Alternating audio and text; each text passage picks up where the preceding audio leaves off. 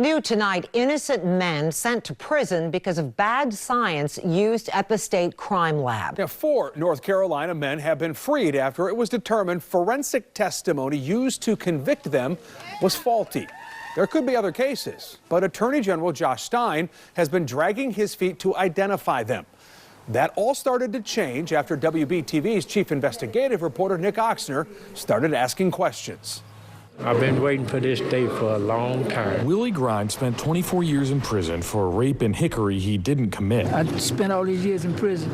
When you're conscious of something you didn't do, you can live with yourself. Joseph Sledge spent nearly 4 decades behind bars after being convicted of a murder he didn't commit.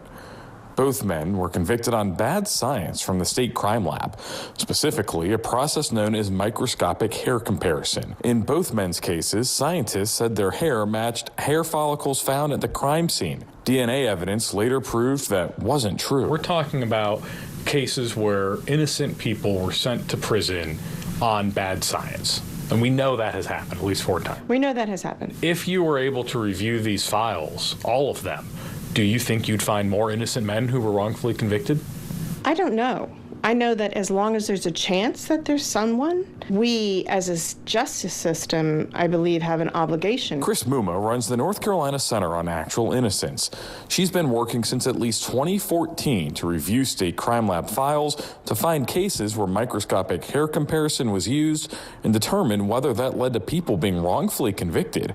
A majority of the cases thought to have led to wrongful convictions happened before 1990. The problem was so bad that then FBI Director Jim Comey wrote a letter to states in 2016 asking them to review cases using the science.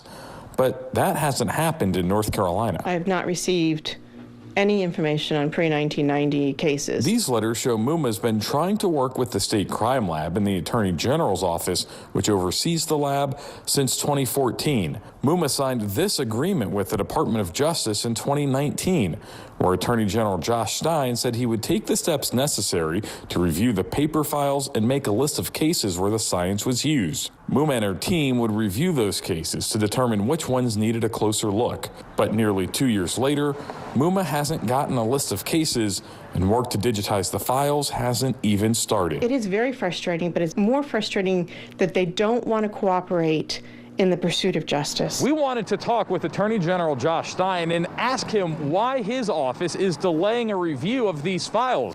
His office responded, sending us a statement saying they had reviewed the files, but documents and correspondence shows that's just not true. After weeks of questions, Stein's office sent a new statement the day before this story was set to air, saying it was implementing a new plan to review the pre-1990 files and blaming the years of inaction on a lack of funding. I don't recall the department ever coming to us and saying we need resources for this. State Senator Warren Daniel is one of the chairs of a committee that appropriates money for the AG's office. He said the first time he'd heard of a need for money to review these cases was when we called them about it. If they needed the resources, they should have asked us for it, and I think this would have been something that we would have put to the top of the list. There could be innocent people that were convicted of serious crimes, and we have the ability as a state to review that and find that and make it right, and it hasn't been done. Does that bother you?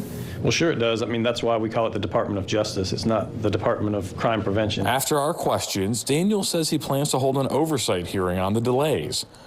Muma says the hair comparison issues raise bigger questions about the state crime lab as a whole. I think it's lack of independence. Muma wants the state crime lab to be run by an independent agency, not the state's top prosecutor. I don't think anybody would have confidence in the state lab or the district attorneys or the attorney general saying, hey, it's all good here.